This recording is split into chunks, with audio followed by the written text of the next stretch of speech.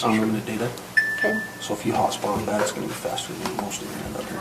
Okay. So, Perfect. okay. Yep. Thank you. Thank you. Okay, you guys are live. Well, Robert texted me earlier and said he may not come. yeah, he called me. He said he's ill and didn't want to get Sarah sick. Is he gonna dial in then? You didn't say anything about me getting sick, though? No, he I'm really not, Sarah. He didn't care about you, he was like, ah, Jen can handle I it. don't blame you. he was expressly limited to Sarah. I don't want Sarah sick either. I don't blame you. All right, welcome to our work session for Tuesday, September 1st, 2020. 40. What? Okay. Thank you. Okay. We'll go ahead and begin, although the first item is Tina Cannon speaking to Blue Spider Media, bear-funded contract for updated county website. But you're here to present on that. Is that correct? The floor is yours. All right, that's my comment for anything.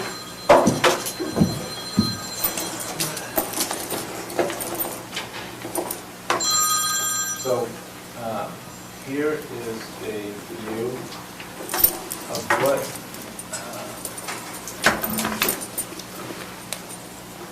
that. So this is a view of where we're at so far. We're actually a couple weeks ahead of schedule. We're going to be spending the next 7 to 10 days contacting the different departments to make sure that everything that is currently on the Morgan County website is up to date, and if there's anything else that needs to be on there, so that way it's all updated. But we have moved some things around, so everything that is an elected position, we moved over to government. We have all the community services, different departments, and then the community tab will be for things that are currently going on in the community. One of the things... Let me ask you one question, just something near and dear to my heart. The reason I go to most of these municipality or county websites is to find the applicable code. So is that going to be under government, municipal code? I know that may not be the most popular thing to look for, but for me, that's always the tab I'm... Yeah, we'll put that under government. Okay. Where is it now? Because Because I always have to Planning find. department code. But it'd be nice if it was just right there. Well, and I will typically go now to Sterling or Muni code if I know which jurisdiction, because it's just more direct. But some are hard to find, and some jurisdictions don't even publish on those websites, and it's even, like Utah For the County. record, we are transitioning from Sterling to Unicode. Just Okay. Unicode bought out Sterling, and we're getting corrections made for those links, and then then we'll pass that on and get that posted. So that Okay. link will change shortly. Great. And maybe it deserves a spot all its own there in the maroon. I mean, the code isn't specific to just the planning department. It affects, it's each our own, and as are the maps and everything else. So maybe it deserves its own section there in the maroon, just like... Right up there with renting the rifle range. Renting the what? The rifle range. Oh, yeah, it is pretty prominent, most important thing we do here. So, and that's one of the things that will, actually, so as people scroll down, you have these 4 icons here. If there's anything that you guys feel should be modified or more prevalent, just let us know, and it's easy to modify. Here people will be able to click on, see the current updates. A lot of this stuff is currently linked to where the information is right now. Right now we're just working on finishing all the other links.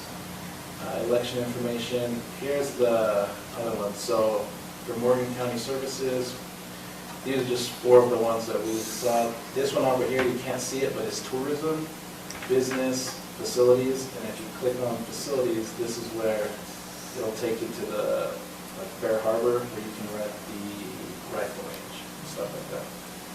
So it'll take you to where you can go to rent everything and then emergency services. And again, these are, if anything needs to be changed, just let us know. Here, what we did with the notices and current information, we put it all on a calendar. So here you're going to start, let's see what this is. So as everything that was on it before, people can just click on here and they'll be able to get all the information, including if there was a video for that, they'll, as soon as they click on here, they'll be able to go to YouTube. Oh, from the meeting. Yeah. So it's all easy. And then is the calendar populated down through the end of the year? So like at the beginning of the year when we decide our calendar for meetings, that will Yeah, get it's- populated and inputted? So whoever is given access to fill this out, this is a Google Calendar. So we just share it to whoever wants to fill it out. Once again, we can fill all this stuff out, or we have somebody on staff that does this. So it's whatever information that we receive that goes to a calendar, we just put it on there. Okay. But yeah, it can be filled out until as far as Google allows us to fill it out.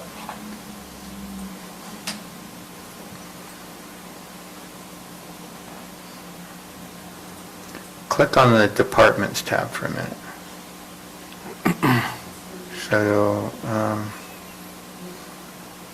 So click on Planning for me. Right now, it'll go to an empty page. Because we're still filling this stuff out. Okay. I just want to make sure, that's the other pet peeve I have, is when the contact info doesn't include a phone number. Yeah, so one of the things that that's why we're going to be contacting the different departments to make sure all the information we have is up to date. So that way, before anything gets published to the public, everything on here will be up to date with all the information that the people at those fields have provided us. So you'll see phone number, and just like with most sites, if the phone number's there, if you're on a mobile, everything's mobile friendly. You'll be able to just either click on the phone number and you'll be able to call directly from there, or if they have the email icon, they'll click on email and it'll open up whatever email service provider they use on their phone. Down here, it's going to be just scrolling information for the different things that happen in Morgan. So again, all this stuff, the image is going to be changed because we have a photographer who is actually going around taking pictures of Morgan, along with some drone shots and stuff like that. So here's the other thing. So how you was talking about some of the things that we found is people want to know some information real fast. So right here it says, I want to, and then underneath, right now, we just put vote. I want to, underneath it'll say register to vote. I want to, and it'll show a flag, election results. I want to show a flame, get a burn permit.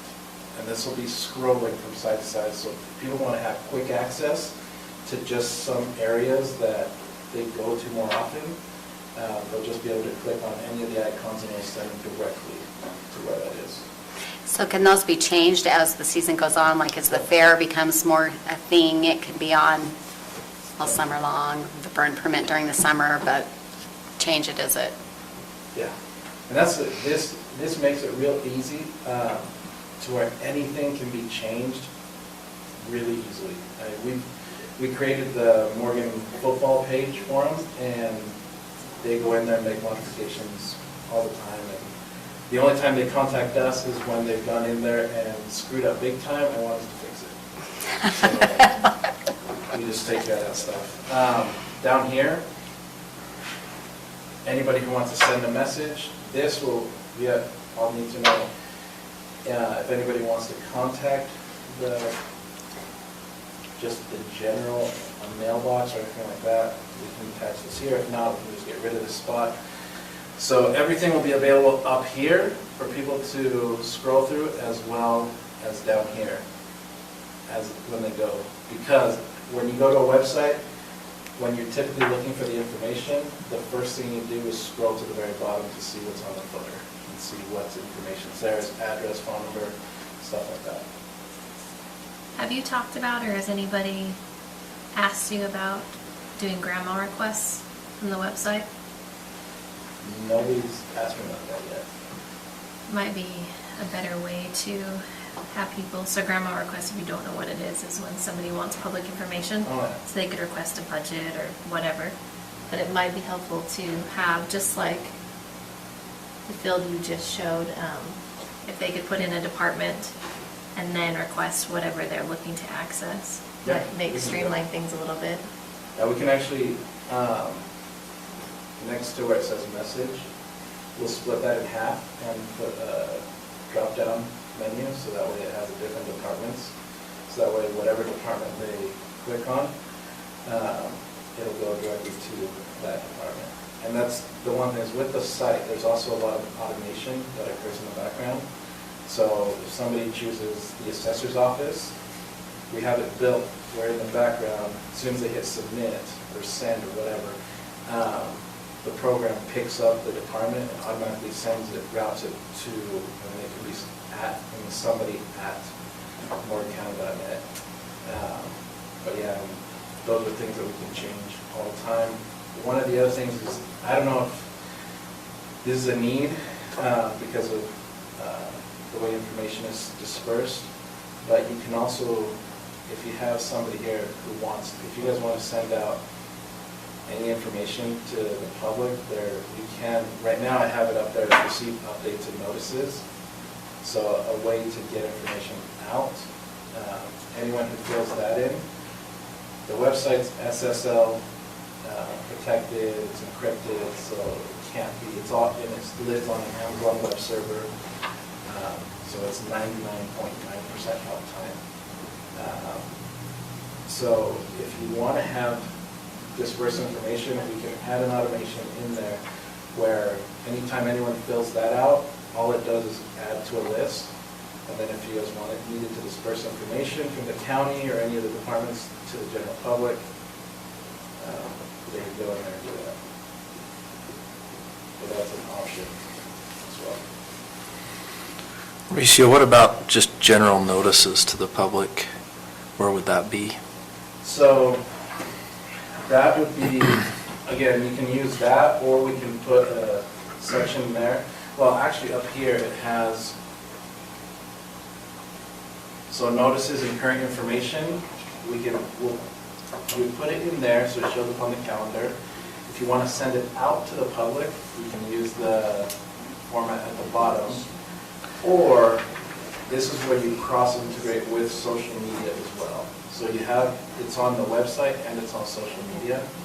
And then again, we can show somebody how to do that, or we can also manage that. We do it for some of our clients as well. So I like the calendar, but what if I don't know what I'm looking for date-wise, but I'm looking for information? How do I find that? And on the other hand, things like notices, I'm thinking there are a lot of notices that we put on our website now that really have nothing to do with the date. It's simply like, and Jeremy, I don't know, you could probably tell us better than I, but, you know, we put notices on there like, hey, the rifle range is closed, right? And maybe that has a date, I don't know, an end or start or end date, but would we really put that on every day on the calendar, or would we just have a notice? Like the burn restrictions, something like that. Or burn restrictions, or, I mean, there's a number of things that we might put up as a public notice that I don't think are necessarily date related. Would you do it on that, Right. Mike? Okay. On that? So that way, this is So- changing. My only concern with that is when I watch, or I go to a website, if there's a whole bunch of things scrolling through, I get tired of watching that. I'd like a list that I can just read down through and say, oh, okay, I need this. Does that make sense? Yeah, so what we can do is next to, so right here, where it says notices and current information, underneath notices, updates, and current information, we'll add another link where it'll take them to a page that just has everything in a list format. Okay, That way perfect. they can That's go in great. there Look at that. One that's calendar format and one that's list format. Great. I'm a huge fan of poaching, and I like to go to the Weber County website or the Davis County website, especially during this time of year, where there's Board of Equalization is going on right now. Elections are going on right now. And if you pull up their main website, there are very time-sensitive or timely information pops up right now of things that are going on. So, of course, the election's going on right now, so there's a button that's election, there's a button that's if you want to appeal your tax value. So, So with that, so Cache County has the same thing on theirs. So that's where if people want to do something immediately, it'll be all down here. Like because I saw one, so I want to appeal my property tax value. Or I want to pay, so that's one of the things that I want to pay for my justice court fees or something like that. They can do it right along this line, click on it, it'll take them there. And it'll also be available through, when they click on departments, courts, on that page as well. So you'll be able to access the information through a variety of different places, but it'll link to, if you're talking about paying fines or paying fees, it'll still be available on the front-facing portion of the page, as well as going through the departments.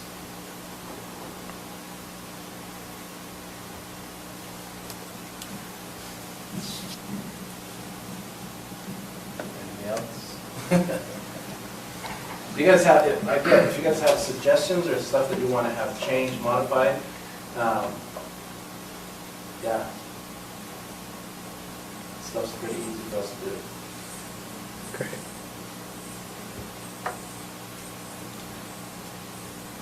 So will the notices, so when we post to the public notice website, will that automatically go into the notice section? how do we communicate with the website? Oh, so you guys will have a back-end access panel, which pretty much gives exactly what you're seeing here. It gives you the exact access. So you guys will be able, if you guys want to change anything, you'll just click on it, modify it. If you want to add a picture somewhere, like you guys will have full access. With Jeremy, with, Yeah, well, whoever you guys deem to do it.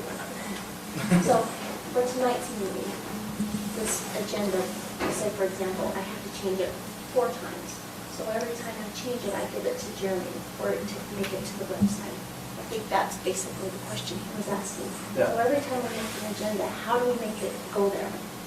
So it depends, if you want to have it to go to Jeremy, then you have access to just fill it up.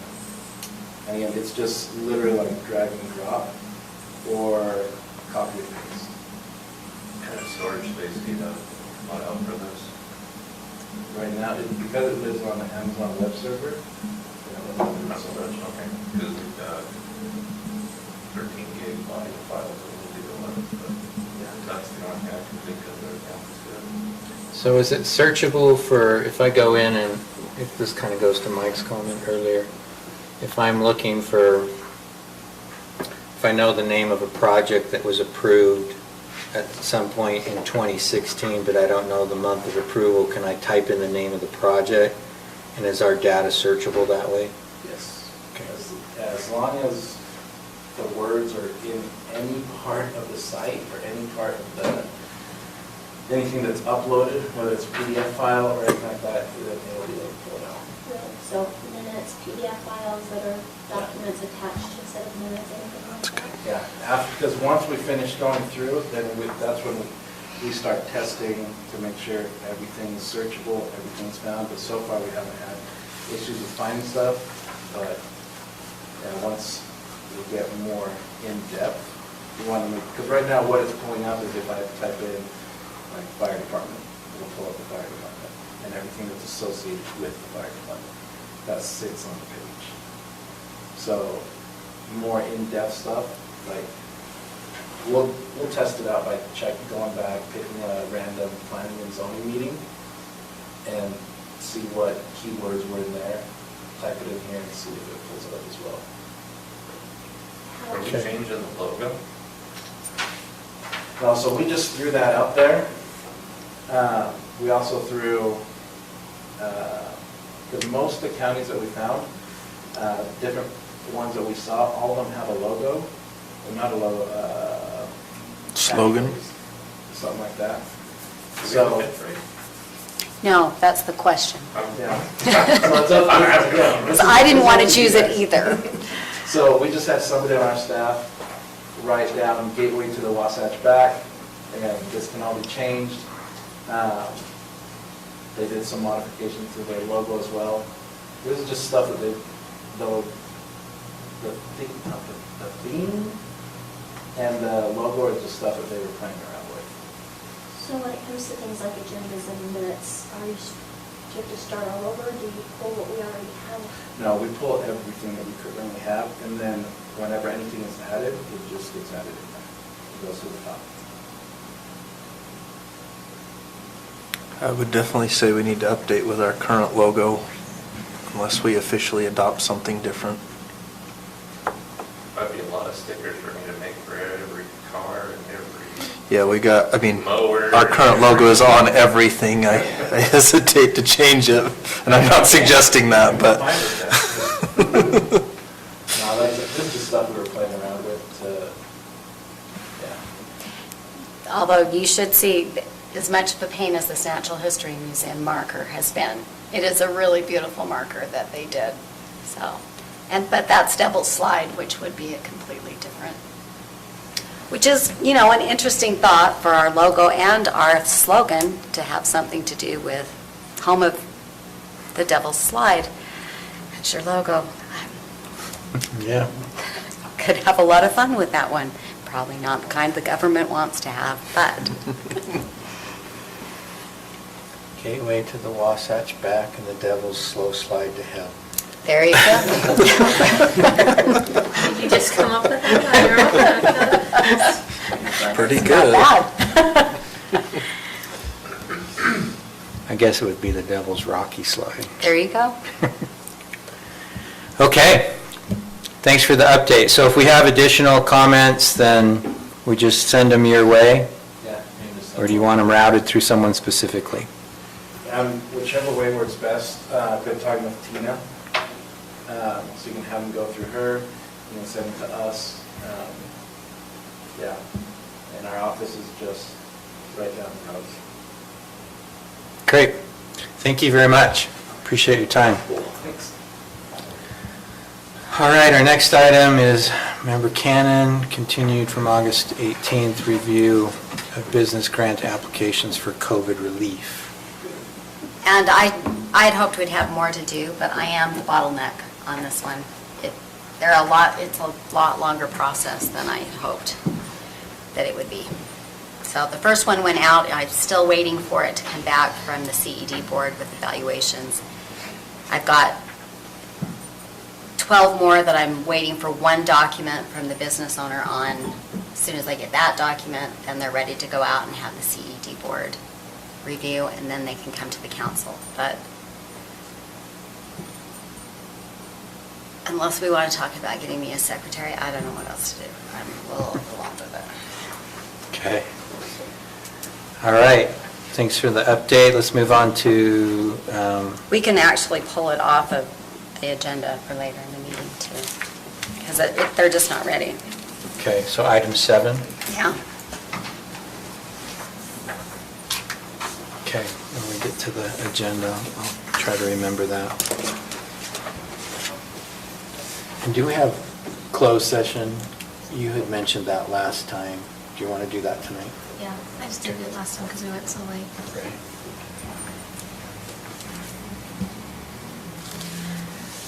Okay, our next item, Land 7's proposed amendment to the Morgan County Ordinance, Section 8-5H Airport Overlay Zone.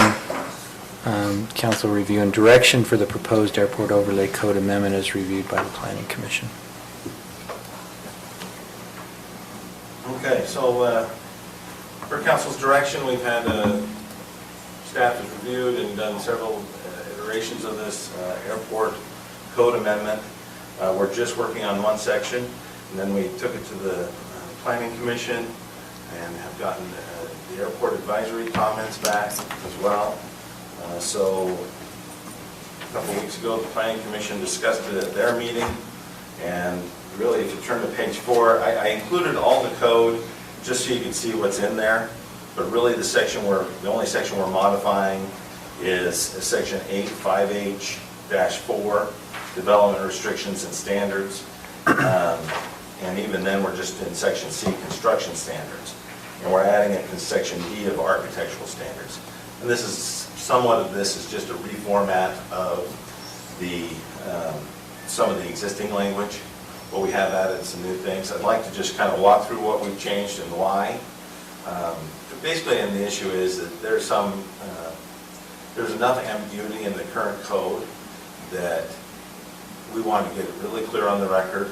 And we had a good discussion with the Planning Commission and members of the Airport Advisory Board, and discussing wall height, overall height, why are we doing things the way we are, and I'll back up again and say, generally speaking, the issue is aesthetic and then also just complying with the FAA standards.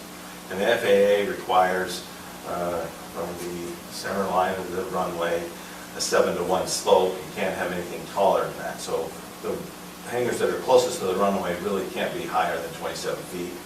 And then that kicks in the aesthetic standard, which is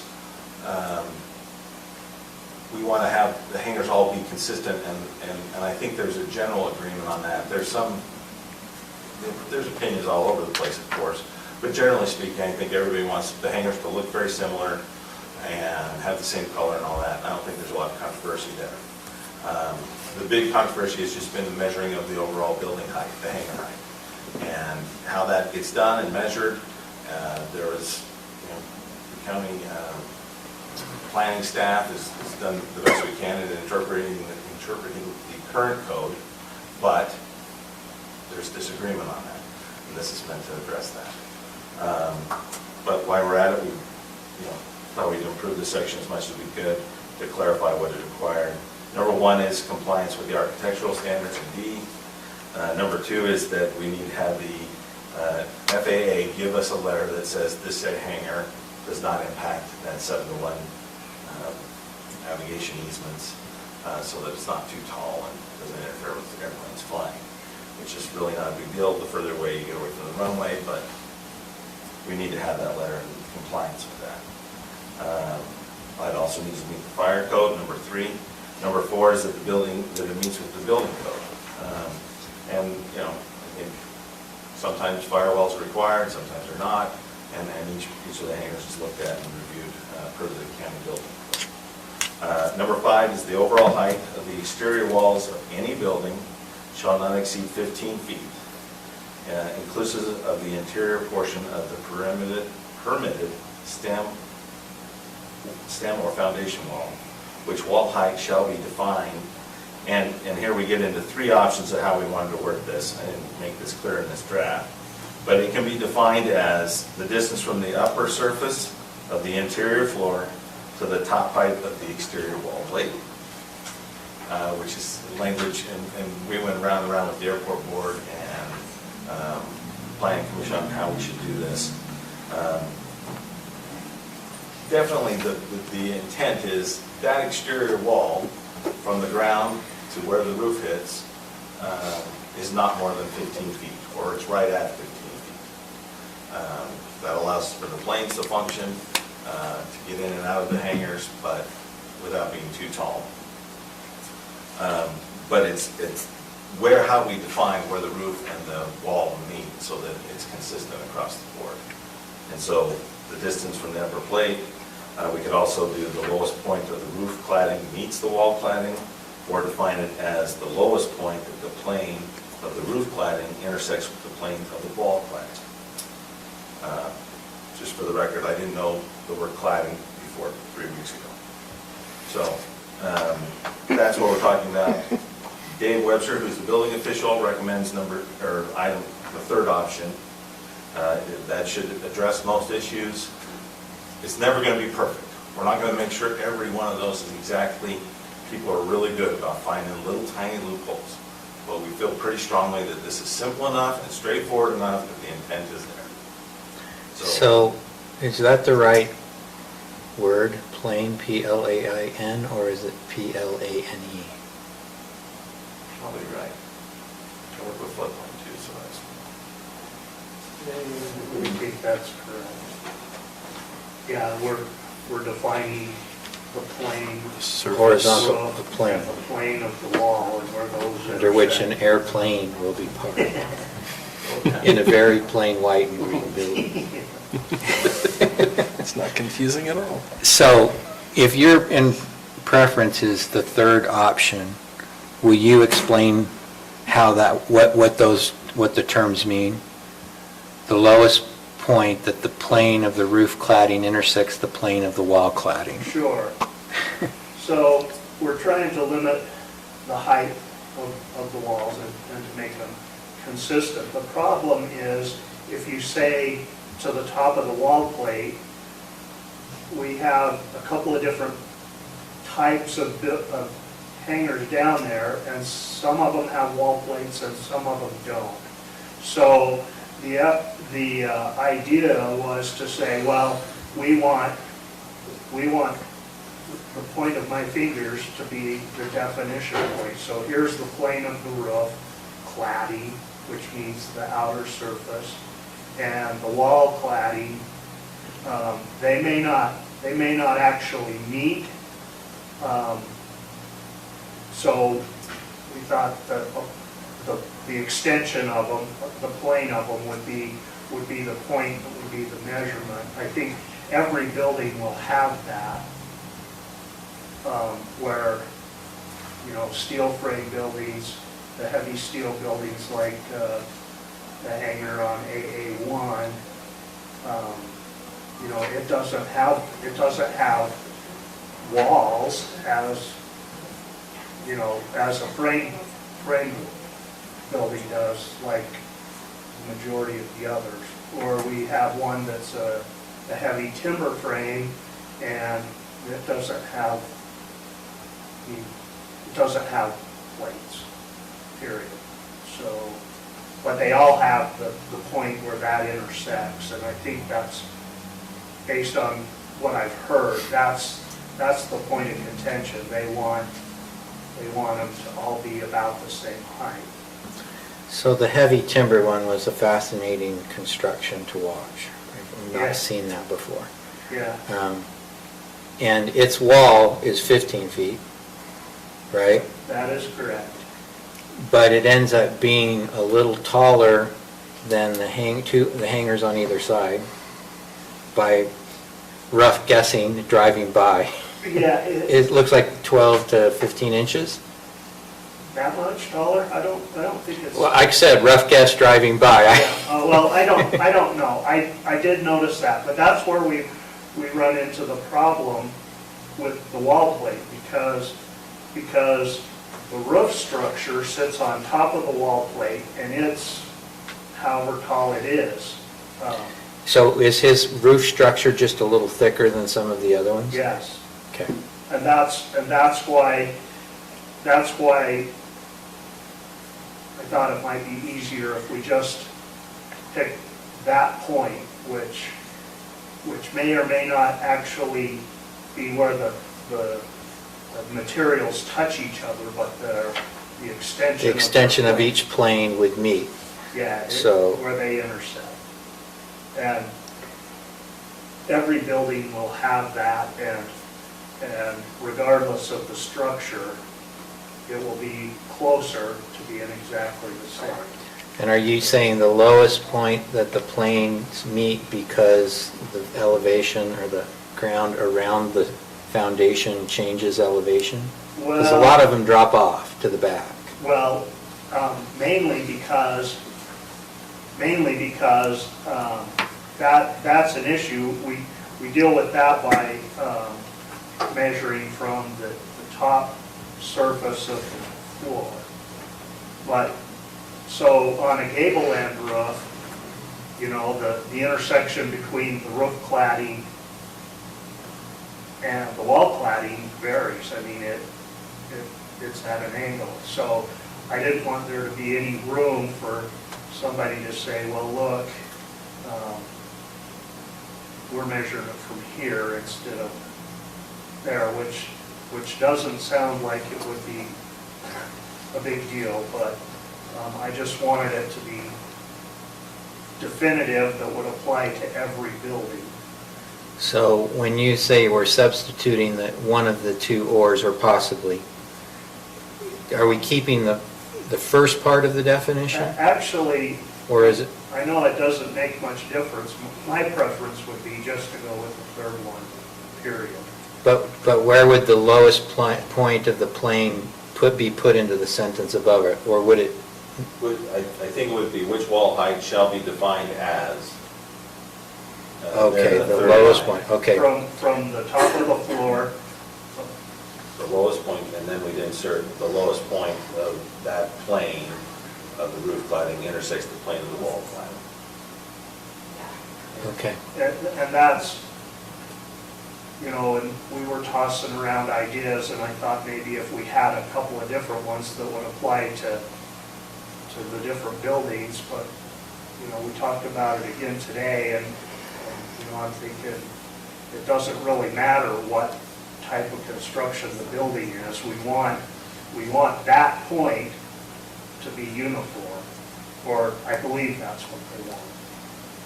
So I don't know of a better way. Or No, I don't know. of a there's better way. there's clearly a preference for some uniformity among the hanger rows in terms of wall height, materials, color, and overall height. Particularly on that side of the airport, the side where we can continue to expand. There's obviously, on the other side, some variation, because that's more historical. So you're continuing with the same green? That's White with green trim. okay. I'm gonna say she doesn't like that color. I'm not saying I don't like it, because obviously other people do. I was just surprised. It just didn't seem Well, correct. if you want to maintain some uniformity, then that's what was picked some decades ago, and we're carrying it through. Okay, so It's a I'm throwback. interested in that full sentence. I'd like to see that, and it might be worth having an example or a depiction of how it's done. Sure. Okay. All right. Item 6. Did we already do all of them, or did we? Then item 6 is just overall, is gonna, so we've got the wall height defined, and we've got the overall height defined now, Mhm. so that there's consistency there. And then hangers oriented with the main door to the front, so we don't get some weirdness. You know, that's where the gable end is, and that's where the things would go in and out. The architectural standards, very similar. You know, metal. The buildings will be white in color. It used to say off-white. It looks like they're all white, and the conversation was, let's just make it white. Not total uniformity there, but pretty much. The one issue is number 4, and the planning commission basically kicked this up to you guys to come up with the resolution on. Some people wanted a little variation of a 1 to 12 pitch or up to a 4 to 12 pitch on the buildings, and some people wanted it to be consistent 4 to 12 across the board. Some people wanted a little bit of variation. Well, and the issue comes up from my perspective, there are some hangars that are wider and some are narrower, and if you have consistent pitch, you'll have different height, unless you adjust it in the wall height. Well, but the other elements would still kick in. I agree, but a slight variation, now I don't know if 1 to 12 is steep enough, but, I just wanted to mention, there are 2 hangars that have been built within the past few years that deviate from the 412. One of them is the hangar on AA1, which, you know, that was a different issue. But there's also another one, it's CC2 and CC3, I believe. It's actually built on combination. on 2 pads of the roof pitch, while the peak of the roof is similar in height to the rest of the hangars. The slope of the roof is much shallower because it's much wider. Do you know what that pitch is? I don't. I would guess 2 and 12, just looking at it. I could be wrong. And will 112, is 112 sufficient for the snow loads? Yes, the snow loads aren't really the issue. The issue that is more important is the roof covering. Different types of roof covering require a steeper pitch to shed the water the way they're supposed to. I believe Okay. metal cladding is acceptable at 112. So any comments to the staff with respect to this? You're just looking to see if you're headed in the right direction, or is this ready to come back? Rather than going to a public hearing and then getting our comments, we thought we'd get your comments first. So we've had a work session with Planning Commission, now you guys, and then we will go begin the actual public hearing process if this language is what you're looking for. And I will tell you, it's consistent with what I'm looking for because I helped work on some of this language, so I don't have a lot of comments on this. I will tell you one other thing, we may want to give them some direction on this. Outside of the typical hanger rows that are included in the master plan proposal that we've been talking about, as you move across that access road that's on the east side of the airport and further north, there's an additional area that the Forest Service, that's where they were talking about locating them, and then there's another commercial operator that is interested in building a dual hangar complex there. 27 feet will not be a sufficient height for them. They probably are going to need to be more like 35 to 40 feet, given the height of their rotor aircraft, and there's some Pilatus that they want to utilize there. Those are bigger aircraft, and you can't get a big enough hangar door. And while they're not as big of fans as the white and green, and would actually like to do a more propose a little more sophisticated level of architecture, at least on the front office portion of their buildings. If we move that direction, we will have moved away from the residences that directly are across. They'll be directly adjacent to the hillside that comes down from the Fox Hollow neighborhood if you're there. So, and I don't think the height would need to be much higher than what we allow in the residential, which is 35 feet. That it'll be close to that. So right now, this language says maximum height of any building on the airport is 27 feet high. And so the question is, do we want to build in any kind of exception into what's being proposed right now? So that if that proposal comes to fruition, and I know our prior discussions with respect to the Forest Service were we would like to keep them there. Now, the advantage of this proposal would be that the commercial operator would build both hangar facilities. But what that would also mean is, so the county doesn't have to fund the new building. And it's possible the Forest Service might choose to build their own, although that's seeming less likely. So this would be an opportunity for a commercial owner to come in, build both sides of the facility, one for their own operation, one for the Forest Service. But what we wouldn't get is the revenue generated from the hangar lease. We would just get the ground lease revenue. But we also wouldn't have to outlay the cost to build a facility for the Forest Service. So just something in mind. And I don't know what your preference was. If you think we ought to have them try to build in a variance with respect to a particular area of the airport for a commercial building, then we ought to have them build it in now, or we can wait to see if the proposal comes to fruition and deal with it then. I'm trying to picture where it is in relationship to the houses that are along there, because the pushback on the height usually comes from those who are looking at across it. Magically, you have it.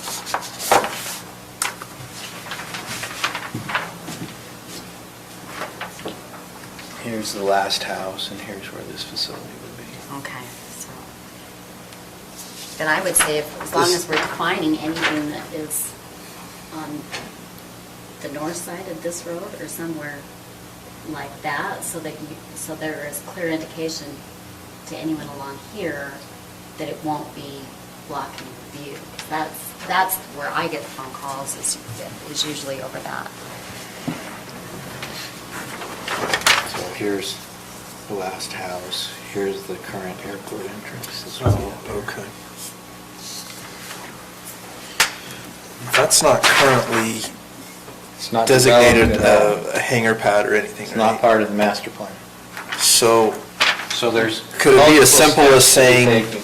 this applies to hangar pads, and when that's established, we don't call it a hangar pad and we make it something Call else? it a commercial. We call it a commercial pad? Yeah, that's one approach. Does that make sense, Lance? Yeah, I'm not taking it from the look on your. How do you feel about that? I mean, I don't know what the solution is to that, but I would much rather there be a nicer looking building there, especially if it's not going to fit the traditional hangar space anyway. What they've got there, it's not even oriented the same direction.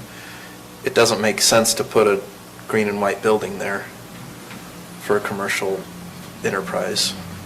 So I think you just need to define this area as a separate area, as a commercial area or something like that. And this is the commercial area standards versus the private hangar standards. But I don't want to have the variance process. It's a huge pain, very hard. It becomes difficult to administer because you get it becomes opinions rather than, well, here's the black and white. 27 feet is really easy to say. So if this would be the private hangar standard, construction standards for private hangars, architectural standards for private hangars, and we could do that here, and then this code can go forward. We can write something else if we need to for a Write commercial. another section for commercial hangar standards. I think or that's something. probably So, That would do be you my want- preference. So but- that those standards are there, everybody knows what they are. But would you want that defined on private versus commercial, or would you want it based on area? Because it seems to Either me one. that there are some that wouldn't necessarily consider themselves a private Private. hangar. They would Sure. consider themselves a commercial hangar, and then you'll get into that part of it. So I would think that we would be safer to designate area as a commercial area where these standards apply to. And we could drop the whole commercial private thing and just say, in hangar area A, these are the standards, and in hangar area B, these are the standards. Let's do that. Yeah. That seems, yeah, simple. Do you want to do that, the hangar area B standards now, and take the time to figure out what those are going to be in the event that this is coming forward, or do you want to do this? I don't know that hangar area we're here. ready to propose those standards unless we, I've never put to be determined in it. yeah, but let's be specific about what hangar area A is and apply these standards to that area so that when we come in and identify hangar area B, we can The truth is, we identify don't even hangar have to area B. identify it now, right? We just have to identify A. Yeah. So we could just define, I'll add a definition of hangar area A, maybe we can come up with a better name, and say these are the standards for that. Let's come up with a cool name for that area of the airport. Be like the Alpha area and the Bravo, I don't know. Yeah. Oh, aviation names instead of the Yeah. trappers' names? What a, that's a Those are thought. also paused in the jail. Oh, well, we don't want that. On the house. Okay, any other questions for us? Yeah, so 412, 112, how do you vote on that? I'm comfortable with the range. I frankly don't think we need to go flatter than the 212 though. 112 means it rises. 212 to 412 seems fine to me. I don't know that we'll have many other hangars on those roads where because we've gone to the 60 by 60s, I don't suspect we will have many other hangars that are built over two pads. So, I think the likeness is asking me what kind of wrench I want to use. I don't know, I'm looking at Dave. What do you think? 20. I don't really care if it's even steeper than that, to be quite honest, as long as it doesn't As long as it's go over the consistent. 27 feet. And I don't know how steep you could actually get on a hangar that wide anyway. You probably, And stay, yeah. Well, from my point of view, I like having the range because it gives a little bit of design flexibility and a little bit of, if you run into an issue in the field, like the grading is different, or we have a problem where we have to change something to, become the right elevation for the taxiway, or, just something that might come up that we might not even know about at this point. But on the other hand, the hangars that are currently being built in the area where they're being built, I think should be, have a more strict standard, because that's what they want. They want those to look all the same. I think, having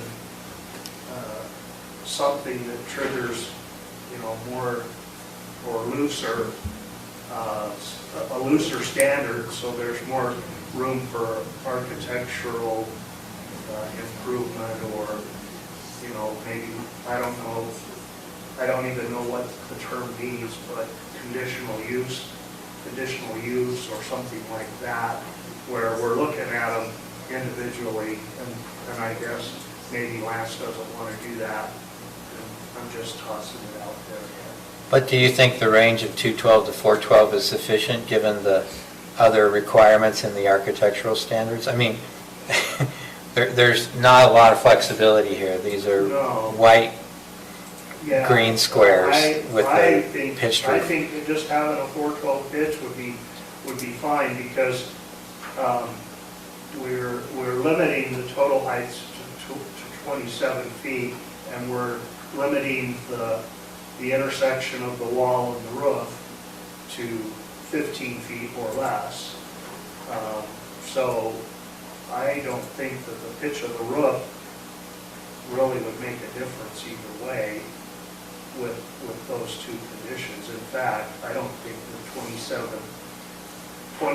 I don't know if we would even get to 27 feet. I don't recall what the peak of the roof would be at a 412 pitch, but it's in that area somewhere. It depends on the width of the building. But I'm fine with just 412, but if you think there should be some flexibility between 212, 412, 312, 412, 112, 412. I don't think there needs to be. Okay. Honestly, unless we're talking about the commercial buildings you're talking about, I think they should have some more design flexibility than we're letting the hangars, Okay. private hangars do. All right. Do you have the direction you need? Yep, and I'll take this, I'll write this draft up, send it back to the planning commission, and further comments, just email in the airport advisory board, and then bring back a public hearing draft to the planning commission, and they'll make a recommendation to the council. And so there will be more opportunities to take if we have thoughts and comments about this, it's not a done deal now, so. Okay. There's still time to look at it a little bit. Great. Last item is, again, Lance, decide projects for Morgan County Community Development Block Grant Funds for COVID-19. Morgan County has 71,706 in CDBG, CV1 funds remaining. Projects must serve low and moderate income and meet national program objectives. Yeah, so Morgan County is part of the Small Cities Community Development Block Grant Funds, and we get our allocation through the Community Development Block Grant each year.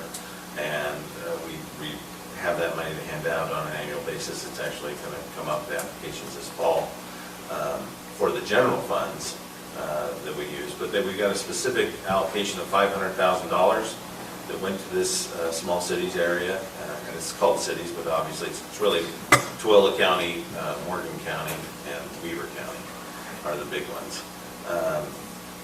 And so we've got these funds.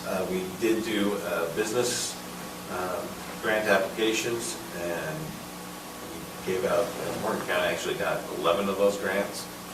There was a cap of $10,000, I think, on each one of those. And we're still waiting for final approval. That's still being worked on. But we've given a chunk of money to the housing authorities in the counties to, address those issues. It was just too complicated. They had other funds, other COVID funds, and with the overlap, it was too much for them to track. So they gave it back. And then the Community Development Block Grant Review Committee said, all right, well, let's just allocate it to the 3 counties. Morgan County shares $71,000. Attached is a list of projects, eligibility types.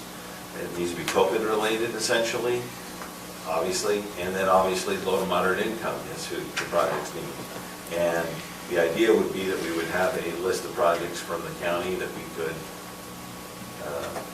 do, and I wanted to run that by you all for direction. And are there projects that aren't fitting in other areas that we could do, and how we could use it? So if it has to be COVID related, how are they? So I know that the city and the county have been asked for support for the Innovation Center, the co-working space on Commercial Street in the city. Would that be considered COVID related, because it does provide a facility that would have internet and still be a co-working space where the public would be able to use the facility for business opportunities, for schoolwork, for whatever, where we're struggling in the unincorporated areas of the county to provide high-speed internet. In this type of a situation, it becomes very evident very quickly who does not have that capability. Would that project qualify? That sounds like it would. How do you, So what, how do is you that bring the in building just before you get to the exit there off to the right? No. No, that's the BRC. So this is a private facility that they've been developing. Doug Wycliffe and Doug Builds Utah Homes is the name of the company. But it's the last building on Commercial Street. You know where it's The at? old Rogers, it's next to the, I don't know the historical names of buildings Yeah. I've discovered. yeah, it's the Williams store. It's next to the pharmacy, Okay. the drugstore there. So they've been working on that renovation for quite some time. They're just about done. So my only question is, how do we prove the low to moderate income portion of that? We have to document that let's see, 70% of the people that would be impacted are Are low to moderate income. So the- Well, it the becomes Innovation very- Center seems, Yeah. that would be really easy to say, well, here's generally who our clientele are, and here's their. Or if you offered it as availability for those who are, Well, there might become an issue of policing that. yeah, well, there would have to be some documentation. The problem that you get is that when we've done the income studies before, in the unincorporated areas of the county, we have a really hard time with that concentration. You could do that in the city and some parts of Highlands in Mountain Green, but for the overall section, I'm looking at Tina behind you, and I'm thinking even in the Highlands now with property values, I don't even know if we qualify over there. The lower portion of the Highlands did at one time, but it does not any longer. That's what I'm thinking, is even on the property values, it doesn't qualify. So this isn't in Morgan County, but it is one of the facilities that we utilize. It's the YCC. I'm on their board, and they've been impacted by COVID in some fairly significant ways. They did get a PPE loan, but they've had, they're reopening, but they had to shut down for quite a bit of time, their nursery and different things. So that's another area that we could consider. The other thing is, I don't think Weber County has funded its share this year. That's kind of hard, they had a big share. They didn't, they chose not to? I don't know if they've actually made that as a definitive decision, but it's taken some time. So that's another area that we could consider, at least from my perspective. No. So, I don't know if the Small Business Resource Center would qualify, because they've asked for economic development fund support to keep that open, to fund that facility to keep it open. I'd much rather, that'd sure take a weight off of me. We've got, one of the items on here is senior facilities, and I know we do have a senior facility here. I'm just thinking that there's probably a higher chance of qualifying from the low to moderate income with the senior facility than probably any other facility within the county, to be honest. That's a really good point. That's true. We've also got the food bank. Now, I don't know what types of needs there are there, and maybe Debbie and Tina could tell us because they've been involved a little bit more there, but, or you might be able to as well. We don't want to get on that topic. But maybe that's an option too, I don't know. And I talked to Ty about the facilities, but 70,000 doesn't go a long way for a building. It's not specifically COVID related, but maybe some improvements to where everything's stored might be an option, make it easier there to function. So, I know the fire station is always able to find a good use of COVID money, so we should have had Boyd here. Yeah, but it's, the low to moderate income to me is the real kicker on all of this. I mean, we could come up with 1,000 things, but it's really tough to find projects that qualify for that in Morgan County, period. And especially to prove out that 70% of it is, pretty sure that's.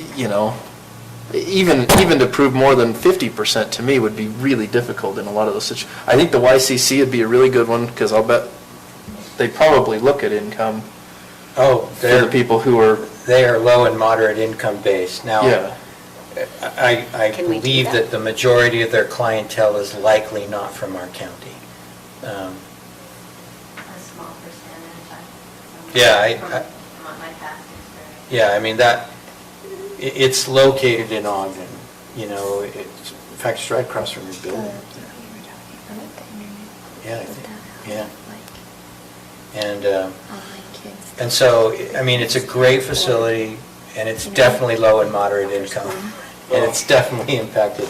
And we utilize, it's a resource if our citizens need it, that's where we send them for Well, I think we can counseling. say, it's specific to that, we could address Morgan County citizens, but if it's in Ogden City, then there you might have COVID or community development block grant. Yeah, I 100%, it's just But we something can to check into consider, it. so, yeah.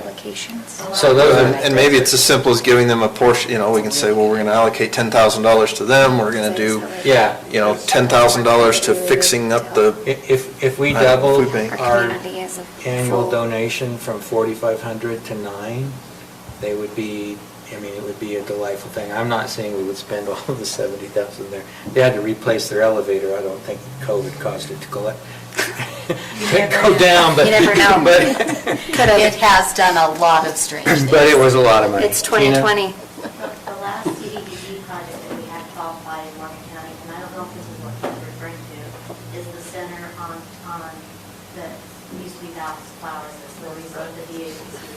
That's the last thing that qualified for CDBG money. And I don't know if that's the same as what you're referring to. So that's the problem that they've got, is now the Small Business Resource Center is running that building through Davis Tech, but their funding was cut. So they came to me and asked for economic development funding to keep that building open.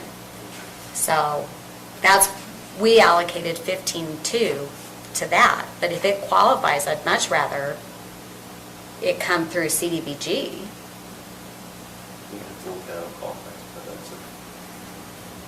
Okay, does that give you?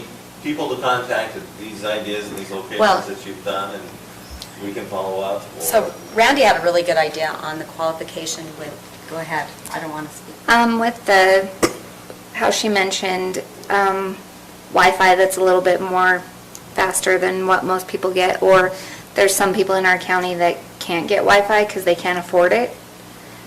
So with online schooling, there's a lot of kids that weren't able to use Wi-Fi anywhere. So I didn't know if you could prove that it was low to moderate income with our free and reduced lunch, if you also could apply for free Wi-Fi also through free and reduced lunch type thing, if it would be something similar to that. That'd be an excellent way to track it because it's already done. Yeah, the free and reduced lunch, that's Yeah. a really good idea. When does this need to be spent by? Is this by end of year? It's not end of year, we've got a little more leeway than that, but we do need to get on it. I mean, I'm just wondering if that could go through the whole school year or something, you know, like, Well, even if it was 3 months or something. yeah, I mean, something's better than nothing. Because I know the school district asks everyone to fill out a form for free and reduced lunch because it adds to our numbers of people that apply versus, I mean, not everyone qualifies, obviously, but it does give a good moderate to low income cutoff for your families. That'd be good. Okay, Right. thank you. Remind me, we could bring it up in CED tomorrow with the school district there. Yeah, I was just thinking, I wonder if there's other things within the school district they could use a Yeah. little bit for too. I don't know. Yeah, that's Okay. it. All right, should we just move into our regular meeting, or does anybody need a break? Go ahead and move in, I'll try to. Okay. All right, we'll go ahead and move into our regular meeting. There are for Tuesday, September 1, 2020. There's only 3 of us that can do this. Member Newton, can I ask you to give the prayer? and pledge of Sure. allegiance? Our Father in heaven, we're grateful to be gathered here this evening. We're grateful for the community in which we live and for the great people that live here. We're grateful for this great nation as well. We ask Thee to bless us that as we discuss the needs of our community, we will feel inspired to make wise decisions. And we ask Thee to bless those members of our community who are ill or afflicted, that they will be blessed. And these things we pray for in the name of Jesus Christ. Amen.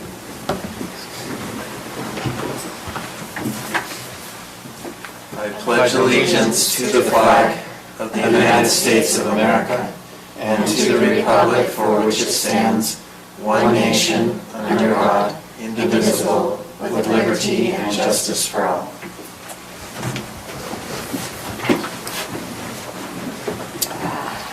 Okay, I know that we have spoke earlier about the elimination of item 7. Are there any other changes to the agenda? No minutes.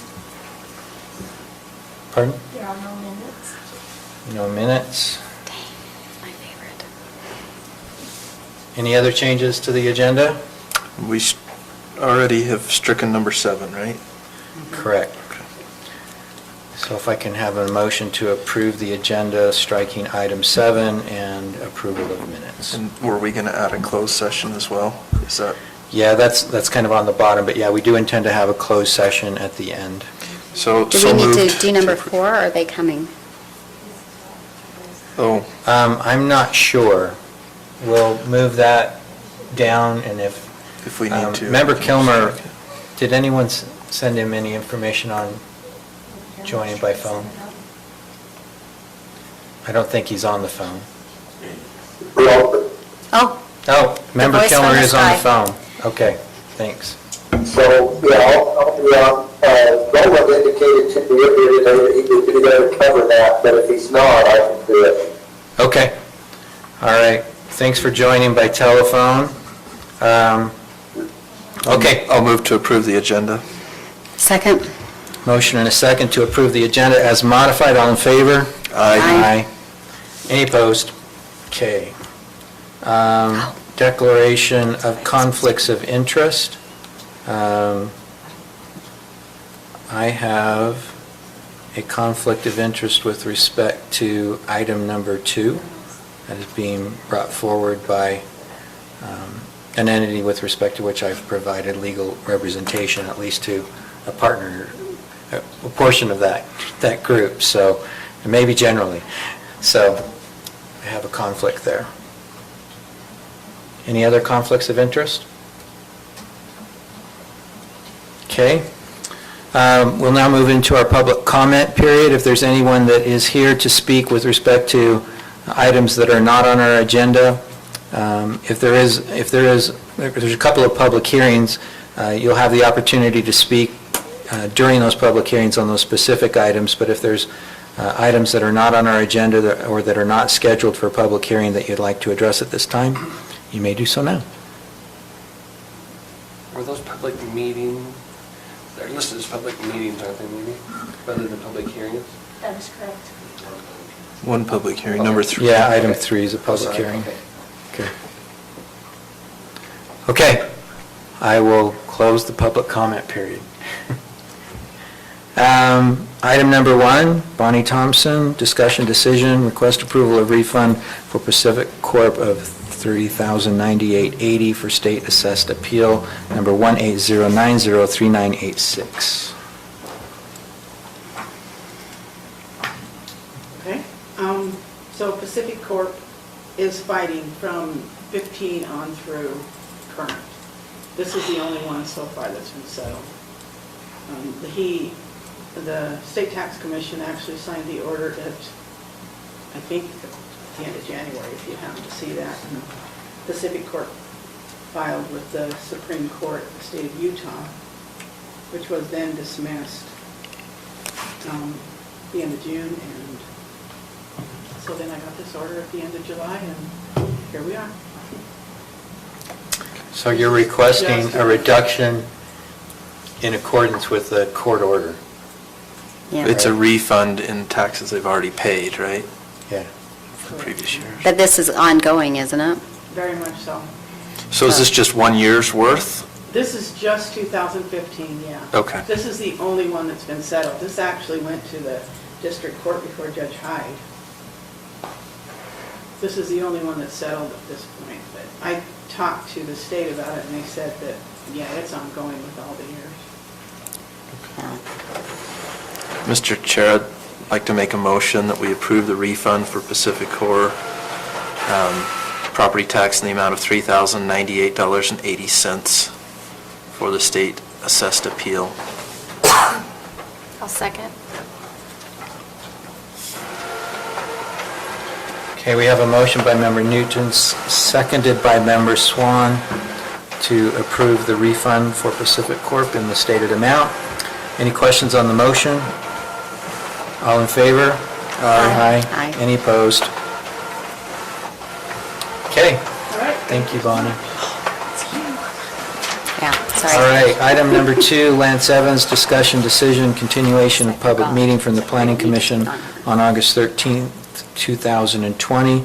Cottonwood Springview Phase 7A final plat, a proposed 29-lot subdivision, final plat located at approximately 6300 Silverleaf Drive in Mountain Green, Utah. I'm sorry. That's all right.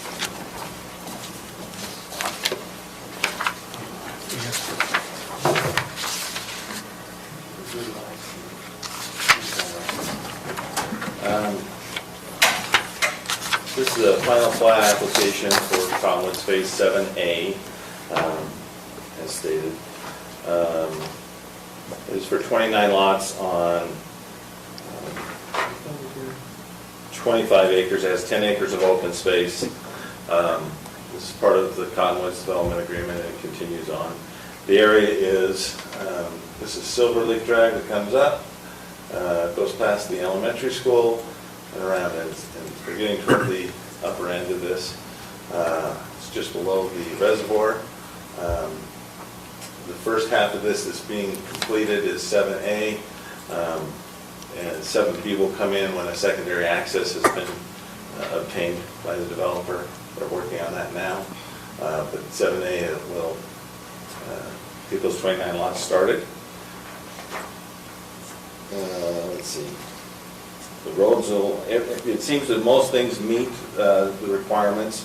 We do have some conditions of approval related to comments from the county engineer and other entities coming into compliance with surveyor and engineer comments, as well as the water company. There's additional detail that will be flushed out and will be provided with construction drawings, and that would be prior to recordation. So there's some elements there that will be addressed. I did notice there is a typo that is in referencing their June 23rd, 2020 memo from the engineer. It was, the wrong date was inserted there. We haven't heard too much from the neighborhood concerns. There is an access easement that goes to this property to the east, up above, and that will really mostly take place in 7B. And they'll be able to use the road system, and then something, we will address that. But just want to get on the record that that concern is out there. Staff's looking at it and making sure that it's being met with. The Planning Commission reviewed this and recommended approval. I'll stand for any questions. Well, I would like to go through the engineering comments because they're important that they, this will all get addressed. The owner's dedication needs to be modified so that it's clear that the parcels A and B are in the homeowners association, and the homeowners association will maintain that open space. It will not be the county. The temporary turnarounds these streets are proposed to be dead end. The temporary turnarounds will need to be upgraded so that they can, if it's a year or something before they are fixed, that they will not be falling apart and will be accessible and be able to use for emergency vehicles. Storm drain system, we still need documentation of that we believe the system's there, but we just have to get the actual documentation of the capacity of that system and what is required. Also, we need to clarify the Silverleaf Drive cross-section.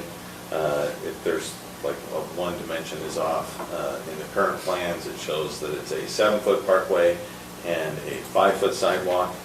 The development agreement says an 8-foot parkway and 4-foot sidewalk. So some little things like that we need to clarify and get on the final plat, and that'll happen with the construction drawings. And be nailed down a little better. So anyway, there's some engineering and survey comments as well, but I think those will all be addressed through conditions of approval, and so we'll nail those down prior to recordation should you approve it. Any questions? Can you show me on the plat where parcel A and parcel B are? I have 2 cases for my reading glasses in my bag, but no reading glasses. That's helpful. That's usually how I roll. Wow, this packet would have been so much shorter. So parcel A is to the east and comes down on the south side. Okay, so the Creekside Park area is part of parcel A? Correct. Okay. Where's B was deleted? B was deleted. Incorporated into A. Okay. Oh, it's all part of one, okay. Just a parcel. And your conditions indicate that it'll be dedicated to the owners association. Is that the project owners association or the master association? That would be the developer's choice on how they handle that. I think it would be the immediate area, but it should be platted for the development agreement, I believe states, for everyone's use. But that specific homeowners association is responsible for maintenance, but I'm not 100% sure. The applicant can come up and speak with you. Yeah. Okay. Any further questions for staff? Any questions for the applicant?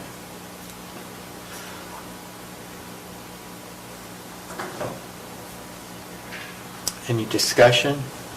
Do you want to, if you have something you'd like to present, that's fine. Oh, shoot. Did I just lose it? My name is Skylar Gardner. I'm the representative for the owner, Cottonwood Springview.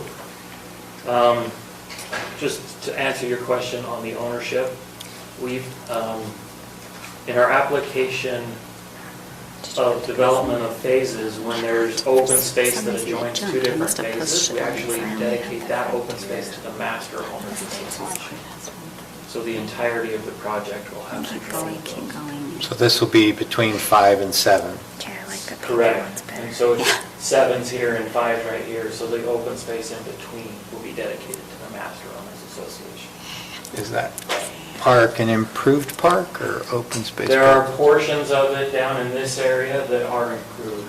There's some playground equipment, a Bowery, some picnic tables. We'll be improving, there's a little drainage that goes through there, which is why we're calling it the Creekside Park, so that the water moves through this creek through the park area.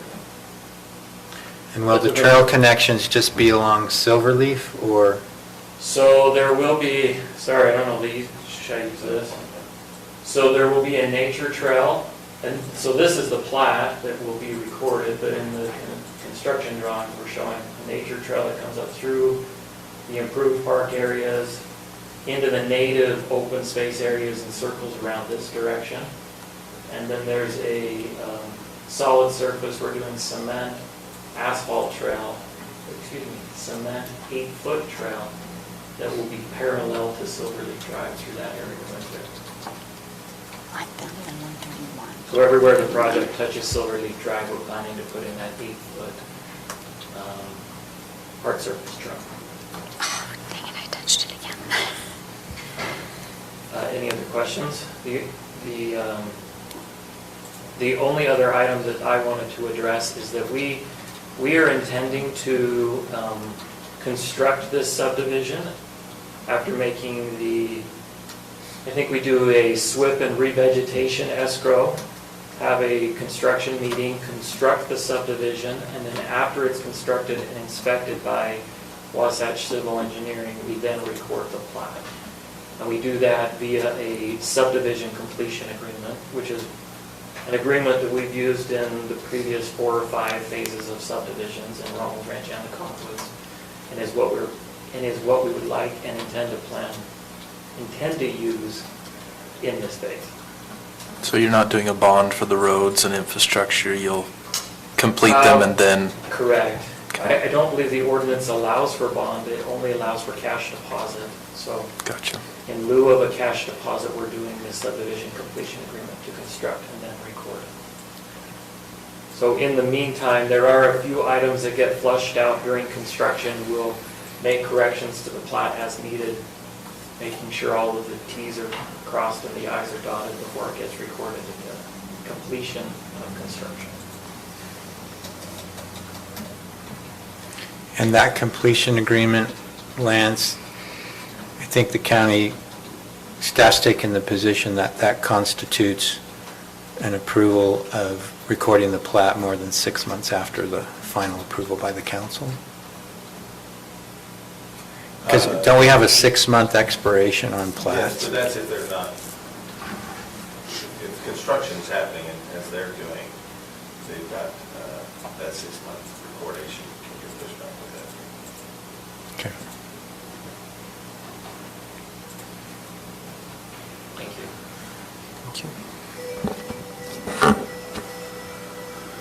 Okay, are you ready for a motion? I'm ready for a motion unless there's further discussion. Okay. Chair, I would move that we approve the Cottonwood Springview Phase 7A subdivision final plat, application number 20.032, located at approximately 6500 Silverleaf Drive in Mountain Green, based on the findings listed in the staff report dated September 1st, 2020. I'll second the motion. And there's findings and conditions, correct? Correct, findings and conditions. Sorry, findings and conditions listed in the staff report dated September 1st, 2020. Okay, a motion by Member Cannon, seconded by Member Newton for approval, subject to the findings and conditions stated in the staff report. Any questions on the motion? All in favor? Aye. Any opposed? Okay. Thank you.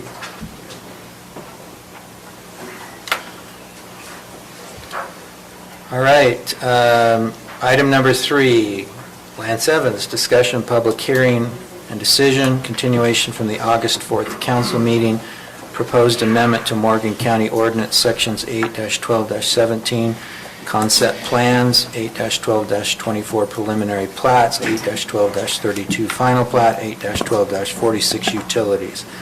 To clarify requirements for the provision of services in subdivision developments, Staff has reviewed the draft languages per the county, revised the draft languages per the county council's direction at the July 21st and August 4th, 2020 council hearings. There was no one that signed up for this public hearing, but after the staff presentation, we'll give people opportunity to speak if they'd like. So we took the corrections from the August 4th meeting. We also got some outside feedback on some other potential alternate language in regards to commitment of service letter. And Member Cannon brought forward the how Summit County looks at and deals with these water issues, in particular water issues there. And I thought that language was something you could consider.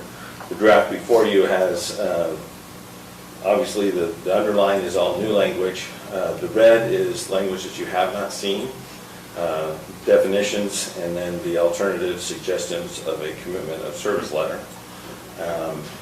The blue red lines are the changes from their last meeting. Just a couple there. One under the will serve letter definition, and then also under some language in utilities in 81246. At the last public hearing, a member of the public brought up that concerns with meeting international fire code, whether that was applicable to single-family homes or not. To clarify that language, referencing the international fire code is just a national standard, and that way everybody knows what the water requirement would be. It's not adopting that ordinance.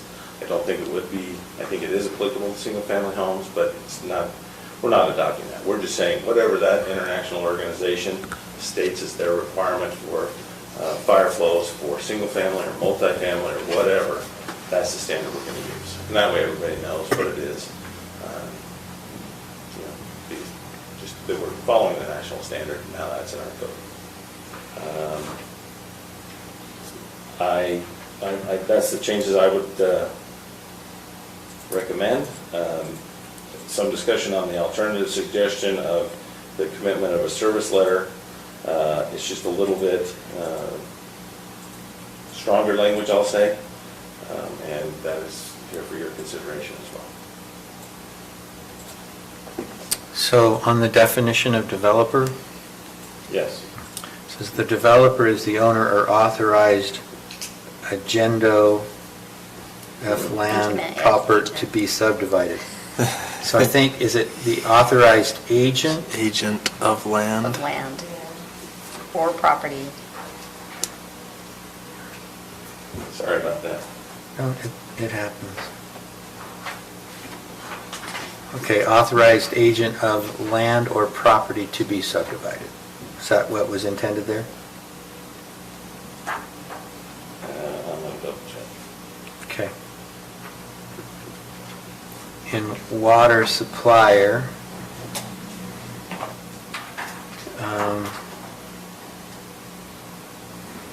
you've got, in the second line, including water, it should be for indoor culinary use. Now you're just getting picky. Including service by, I just wanted to make sure, is that the right language? Water systems to areas outside of their corporate boundaries or service areas? I think that makes sense. Okay.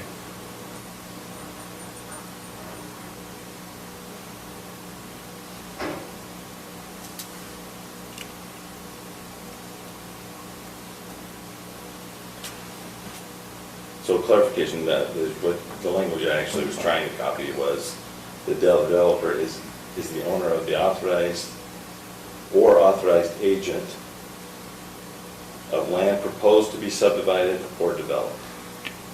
So you can't really be an authorized agent of land, but you could be an authorized agent of or owner of the land to be subdivided. Is that what we're saying? Well, so we should say maybe is the owner or authorized agent of landowner. Of landowner, okay. That would work. Proposed to be subdivided.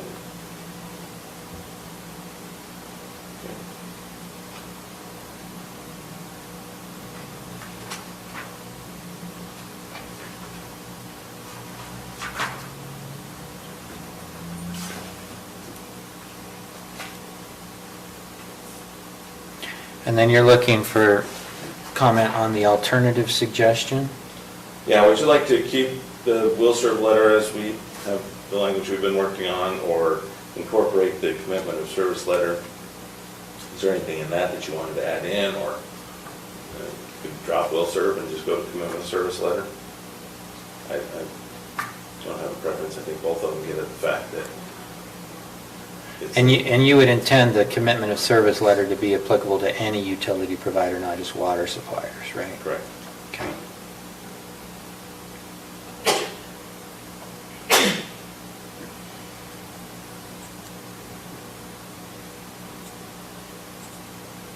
I think I like the will serve letter wording better than the commitment of service letter.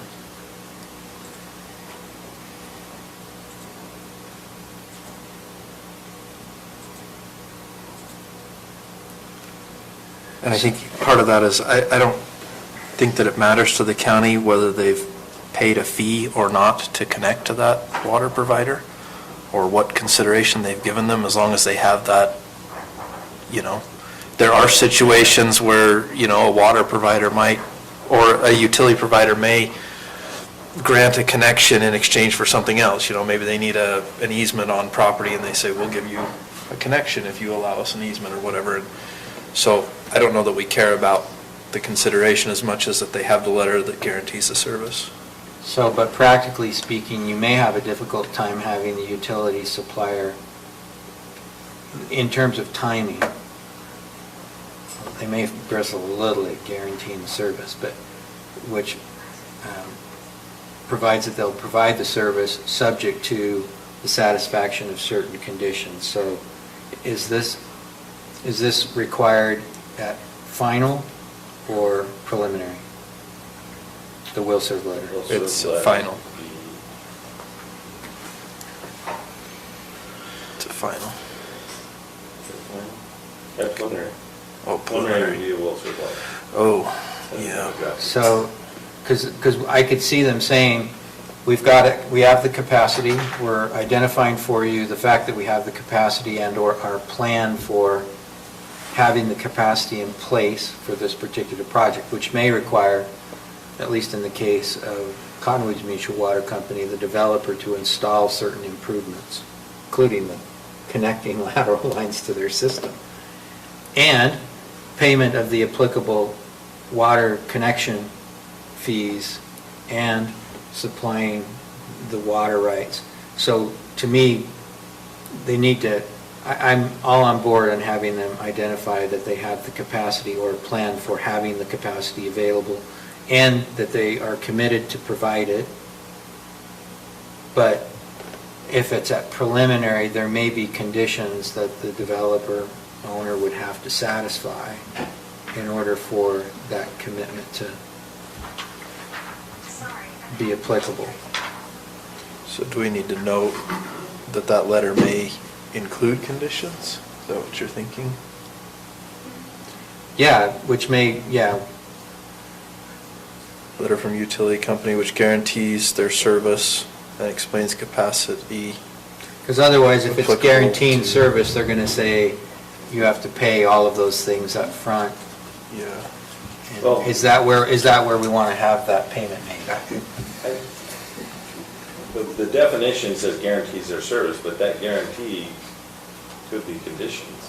So if Conditions can still be met. It's not, if you do these things, we guarantee it. It's not, we guarantee it blanket. Yeah. And again, that's getting too much into the developer, utility company provider. I think the only I don't like issue where the is county goes if we, I mean, you understand that, but is that as straightforward as it needs to be so that we always have that clear definition? You know what I mean? Rick knows it. To me, that's logical. To you, it's logical. But if there's somebody else interpreting this, are they going to say, well, this says you have to have guaranteed service, and it's not guaranteed if you have to complete all these things? You know what I'm saying?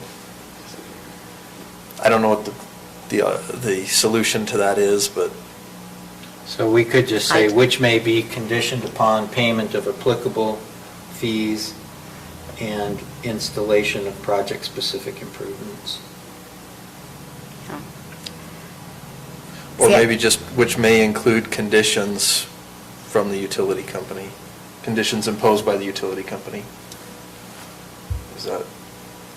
And may have conditions, which guarantees their service and may have conditions and explains. So I just wanted to point out that, especially in the article that we pulled these definitions from, it's a long ordinance to deal with the type of problem that we're trying to deal with in the definition of 3 items. And so to try to make it fit without it being in the context of what they were trying to do overall when other sections were taking in some of the considerations that we're trying to address. So in taking it from the water concurrency ordinance, there were other aspects in the water concurrency that were saying you have to have a commitment of service in order for you to do these things. But it will serve. It was building. Yes, it was building to something. So that's why they're worded this way. So it doesn't necessarily work for what we're trying to do without a concurrency ordinance to have the commitment of service that we're talking about with that amount of,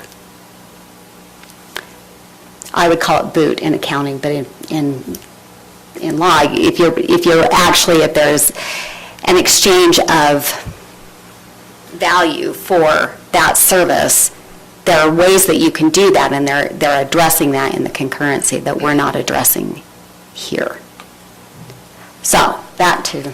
So to correct this, what if we just add a sentence at the end that says, such a letter may include requirements imposed by the utility provider?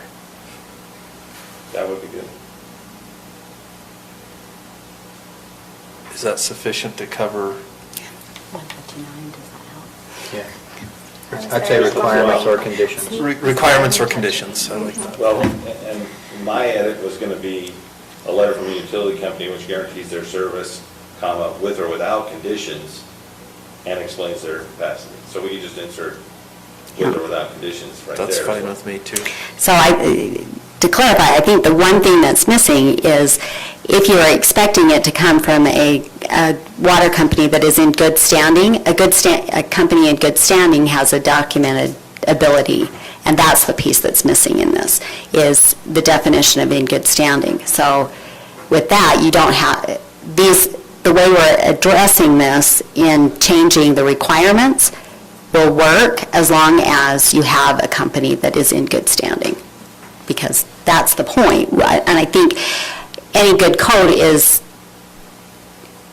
designed to deal with everybody is honest and everybody is awesome. But unfortunately, we're trying to correct through code that that's not actually. So, I think we have code because the only reason. Well, that's my it's point. the loopholes. Yeah. Yeah, we're trying to stop the We'll loophole. provide water is all we have to say if everybody's honest. Exactly. Are you always required it at this stage? Has no will call letter always Yep. been required at this stage? We're just trying to clarify what it includes. And to that good stand, that's why we added the language of that they need to explain available capacity. Yeah. If they don't have available capacity, then they wouldn't be able to do it. Well, so I think it's important to note that doesn't come from the county. That's an outside entity that provides that. So all we're asking for is that documentation. okay, any further questions? Or, Just to clarify one more thing, so if we don't go with the alternate suggestion of commitment of letter service, we don't have to have water supplier, developer, or customer in there. Those were terms that were in that definition, and so I added those definitions. You can leave them or not, but just FYI. They were defined terms in that other ordinance that we were looking at. So does it hurt to have the definitions in your code, even if I they're like not? having the definitions. Yeah, I just wanted to throw out. I would prefer to have the definitions there. That way, if the code expands or is changed going down the road, they're already there.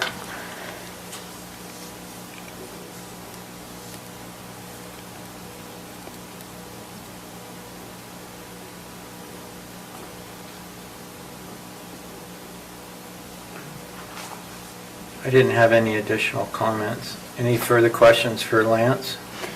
So I guess that would be my only other clarification then is, can we leave commitment of service letter there even though it's not referenced? If it is, I only hesitate on that because, well, why is it there? Where is The that? water supplier definition seems fine to include, but the commitment of service letter seems like an alternative vessel for the will serve letter. It's an alternative to it, and we've just tried to clarify what the will serve letter is, so I don't think I'd have two separate things in from, that's my okay. I was thinking I think it's a step beyond a will serve. So But there's no point at which it's interjected into the process then. If you leave the definition in, but it's not referenced below, it could be maybe used as a loophole, I think is what I was thinking. That's what Okay, I'm I hadn't thinking. thought, I will leave that to the legal mind who thinks a Well, it is- loophole. It's a definition, but because it's never referenced again, it just is a definition. Okay. All right. If there's no further questions for Lance, I'll take a motion to open the public hearing. So moved. Motion to, is there a second? Second? Motion and second to open the public hearing. All in favor? Aye. Aye. Any opposed? Okay. My list is blank, but if there's anyone in the public that would like to speak to this matter, you may do so now. I'll take a motion to close the public hearing. So moved. Second? Motion and second. All in favor? Aye. Okay. Mr. Chair, I'd like to make a motion that we approve the amendments. Now I've got to find which sections we're amending though, so that I list them all It's correctly. on 160, bottom.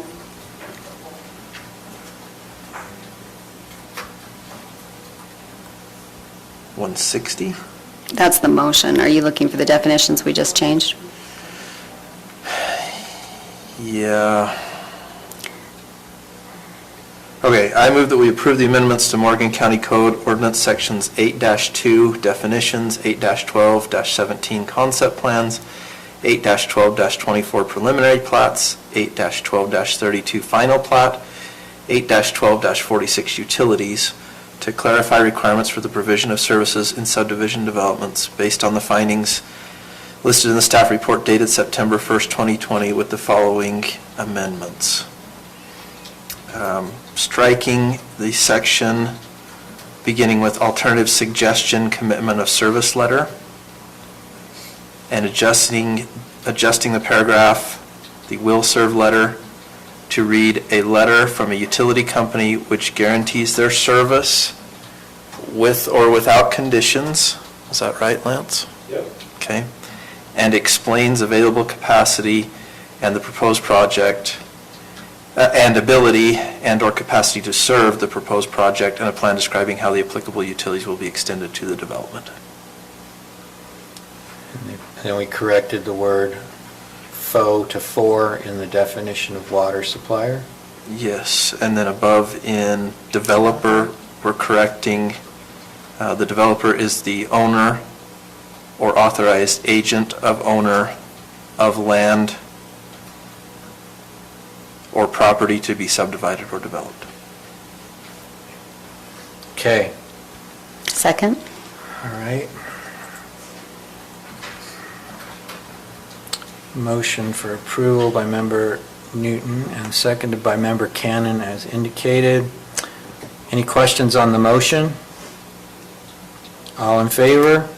Aye. Any opposed? Okay, that brings us to item 4. Member Kilmer and Member Haslam, discussion decision on the capital improvement list. Mr. Kilmer, are you still on the phone? I am.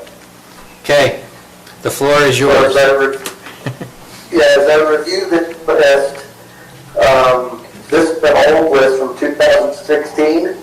Yep. And so it doesn't even apply. A lot of those things have been completed or replaced.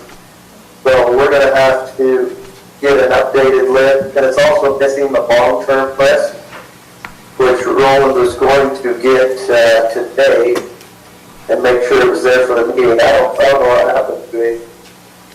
So I would say let's just move this to the next meeting and we will try again on it. Okay, let me just ask a question. So Absolutely. this has both county and city improvements. Are we going to be doing a combined list like this, or are we doing a separate, just county-specific Yeah, list? So we're only modifying our projects on this list, or approving or modifying. So we don't have to worry about the city stuff. They've already done that. Okay, But once we've approved our projects, then the list is combined and sent in to the state that way. okay, and so this capital facilities list isn't just solely funded from impact fees, it's kind of a variety of funding sources, so, Absolutely, yeah. Yeah, 5 different sources. You can, for example, the Morgan Valley Drive project, that was a federal grant. The county building restroom, that was CDBG grant for AD&E. And those 2 projects both done, so's the county fairground, Western Hall. So yeah, the funding sources come from lots of different directions. okay. So, Robert, I'm curious, I didn't realize that it has on here with the medium priority economic development plan for 100,000. That would have been, Yeah. Like I said, this is that 2016 list. well, does that qualify for CIP? I don't think so. I don't think it's even on our current list. I think it's been moved. And then I don't know, Tina, if you have your copies that Ty handed out at that COG meeting, if you have them with you or not. But I don't have it with me. But, yeah, this one doesn't look like, the packet next time. yeah, that one doesn't look like it. I'm just curious on that one, but since that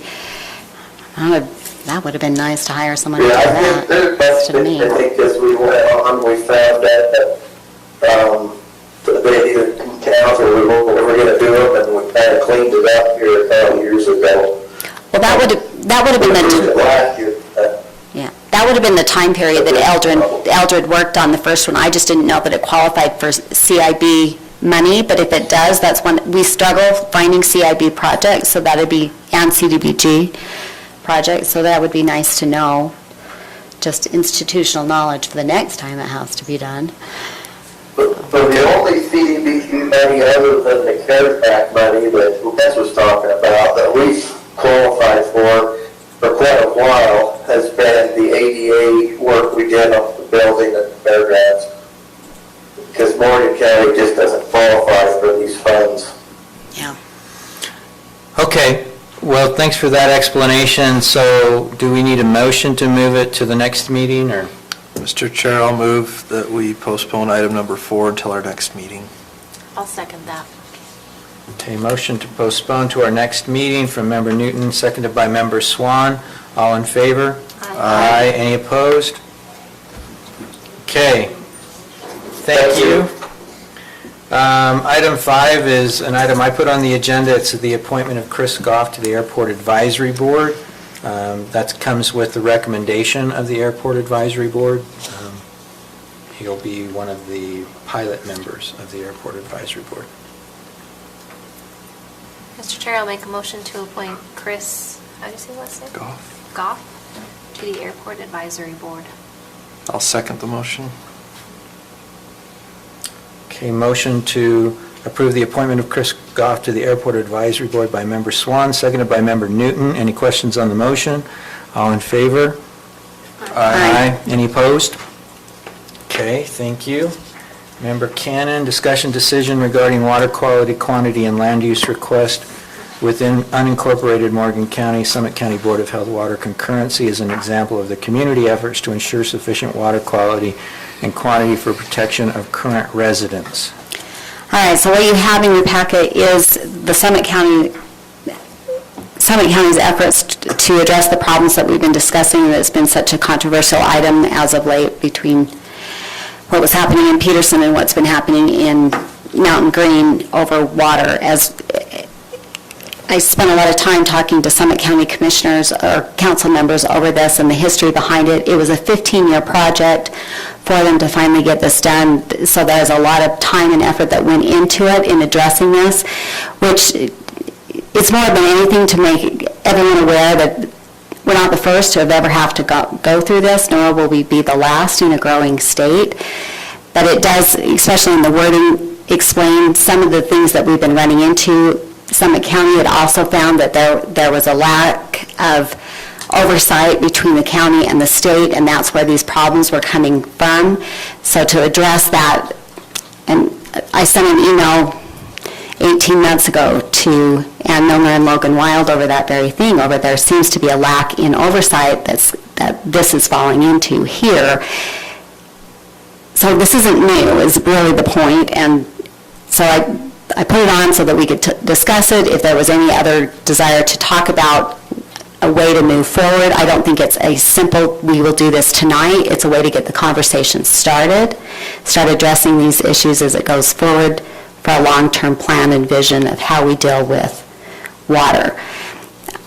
In my discussions with several people, even last night, over wells and water and what's going on in Mountain Green and the developments that are all planning on the aquifer, I realize that it's a really great aquifer, but the paper water and the wet water are not necessarily up for grabs at this point. It's all owned and controlled by Weber Basin Water, and so they become part of the conversation very quickly in allocation of additional water rights, or the paper water going with the wet water that is there.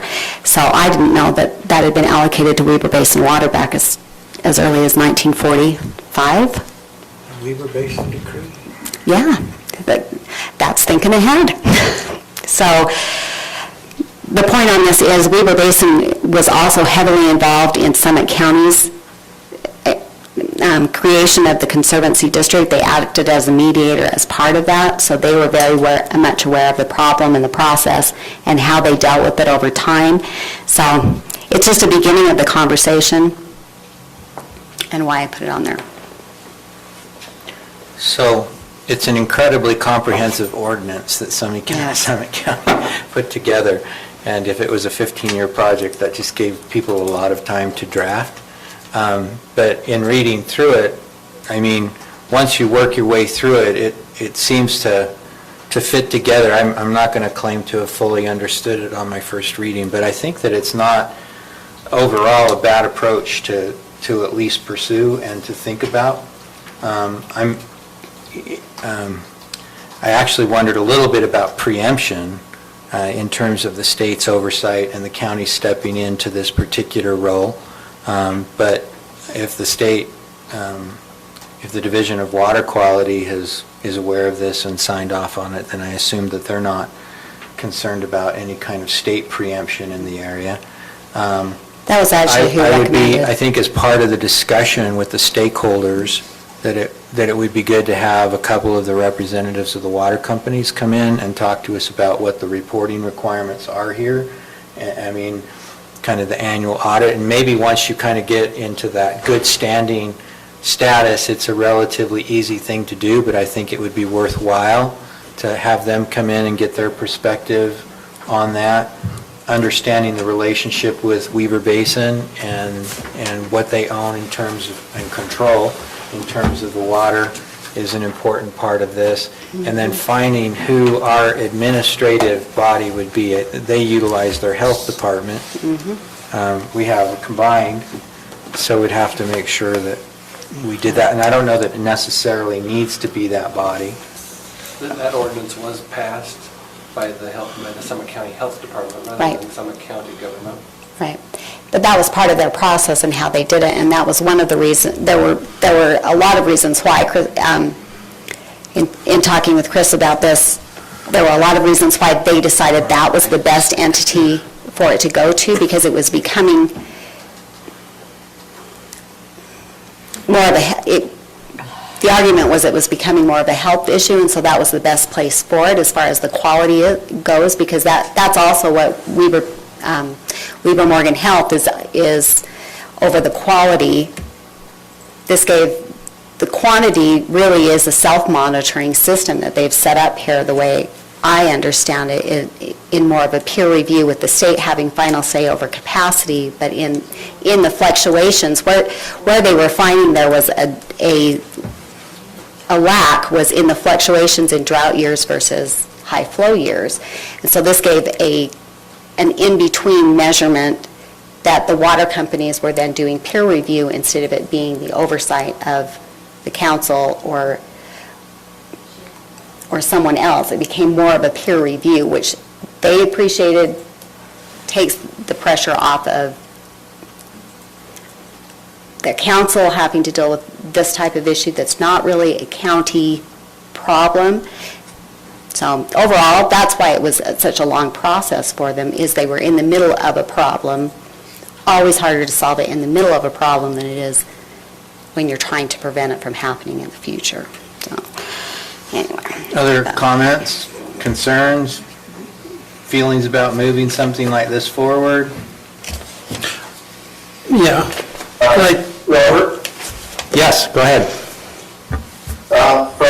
From my standpoint, I'm against anything where we're taking these small water companies, forcing them into a county-wide system, stuff like that. My water company, I know for a fact, would fight that they're in. One of the main issues is our water quality. We have such a high water quality that tying it into any other system is just going to dilute that and cause issues. Just the fact that we don't want everybody else's dirty water in it. The other thing is, we predate Beaver Basin, so we fall under their guidelines, rules, or thumb, and we don't want to get into that official where they dictate to us what we can do with our water system. So Robert, because we predate that by about 4 or 5 years, so. So Robert, but this doesn't connect any of the water systems together. It doesn't physically connect to any of the systems together. That's regionalization, and this isn't regionalization. As I read this, what it does is gives the health department authority to request data from the water companies, and it's both data in terms of quality and quantity. Okay, so the health department has that now. But we just finished our survey with health department. Why? They come in, they ask for every piece of data we have. They get all our flow reports. They go through every minute, and then they write a report that they send down to Division of Water, Drinking Water. And so they're already doing that. So I don't know why we need to create any kind of new thing where we do it. They're already doing this. This is what they do. So it's not redoing it. It is giving the lag between those surveys, because where the state code requires it every 3 years, they felt like there was a need, especially in the fluctuation between wet years and dry years. It was also impacting the quality of water in addition to the quantity. So in those in-between testing became a peer-reviewed system. So that's why they did it that way. As there was concern over where the requirements were and where they wanted them to be. So Member Haslam, I think you had a comment as well? Well, so I sent this to Michelle Cook at the Health Department to read over it. They're not interested in taking on a task like this. The state already does what this is talking about, or most of it. When they want to be involved is if it has to do with septic systems, well protection, but most of their stuff, I mean, they do small water companies, but the water companies are servicing lots that have septic systems on them. And that's where they want. They're not interested in coming in and double checking what the state is already doing. So from their standpoint, they're not interested in doing this? Well, I can call and have a conversation over what the intent was, so that just to reassure over what the actual intent is, but I think that's what is noted in all of the whereases. You go through the whereas that the board strongly believes that new growth should not occur unless the water supplier who will serve the new growth can demonstrate that it has and will have the ability to develop the physical water resources to provide the anticipated service, and the water quality testing, giving the codes there, which require constant rate testing and water quality testing, reserving its ability, should it deem appropriate, to require more periodic pump testing or measurements, or water levels to require more periodic pump testing or measurement of water levels. So it gives them the option if desired, but it does not require. So, but I'm happy to talk with them about what the current concerns are and why, and the history on it. Any other comments? Just overall, anytime we talk about adding another layer of government oversight to something, I take pause. So I don't know that, and I likely don't understand every aspect of this at this point, but just from that perspective, I'm not in favor of adding another level of government checks. I know that the vast majority of our water systems are very small in this county. I mean, service a very limited number of homes, and adding another layer of checks and this and that and the other just increases costs, and that's my perspective. I'd agree with that. I think it's well written in recognizing that municipalities also have that responsibility over water, so it does cover the full county. I did discuss with them whether or not you could do this regionally and do it a different way regionally, where you had intensive growth, because I think that's where we're running into the issues, is not necessarily county-wide, but in areas where there is intensive growth, where this is becoming more of an issue. So I share that concern, and those are some of the questions that I asked about how we could do this, where it's addressing where it needs to address it, but not necessarily catching everyone. And that's one of the challenges we always have in trying to consider a county this size, and what the growth that's happening in Croydon versus what's happening in Mountain Green, and the discussions over an aquifer that we've got Wasatch It looks like Peaks they that's did saying- divide it by their two planning commission They areas did. initially, but it was only for a 3-year period. Yeah. In Summit County, they've had that same kind of intensity has been countywide. It's what Wasatch County is experiencing now. It's becoming, as the growth pressure happens, it becomes an issue everywhere. And so, like I said, it's a way to start the discussion. It's also a way to recognize that the concerns that are happening are not just unique to Morgan County, that these are issues that other counties have dealt with, and so in trying to deal with the problem, or to create a way to correct the problem before it happens, there are resources outside of Morgan County that we can look to. Yeah, I mean, there are things in it that I think we could utilize in terms of further tightening our ordinances. But like I said, it's an incredibly comprehensive. It is. Statutory framework. And they have a lot more, I will not finish that sentence, but the legal staff that they put towards these issues, I was actually quite surprised how quickly they respond, even when we were talking about doing something at Hennifer, how their budget and our budget are two totally different things. It would be, which sure would facilitate a lot of things. Okay, I don't think there's a particular action to be taken with that. No. Member Haslam, did you have something? Oh, no, I was just going to, with Mike, I just have an issue with putting more restrictions. That we have the state that takes care of it. We have a lot of small water companies that get checked. I just have an issue with trying to put something else on the health department. If we had our own health department, that would be one thing, but where we govern with Weber,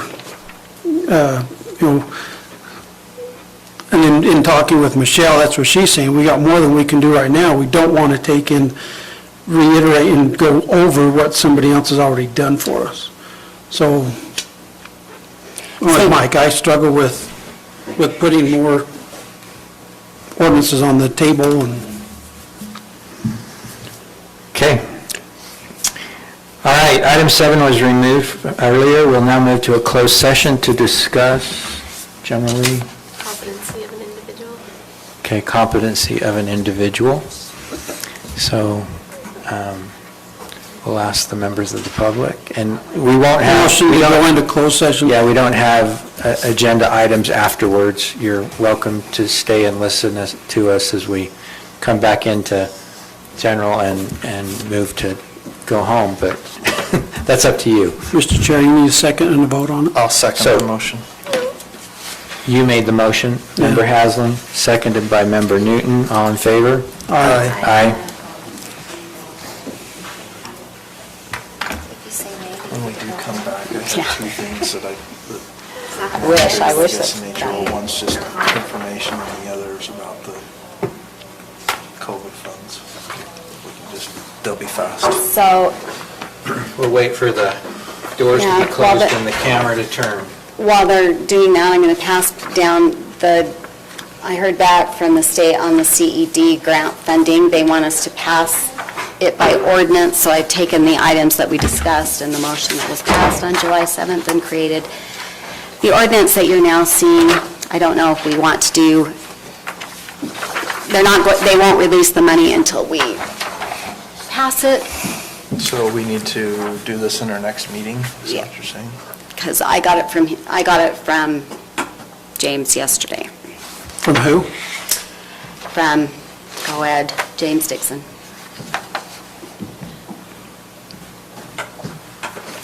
Have we heard from Jeremy yet, Stacy? Hold on. I think. CC,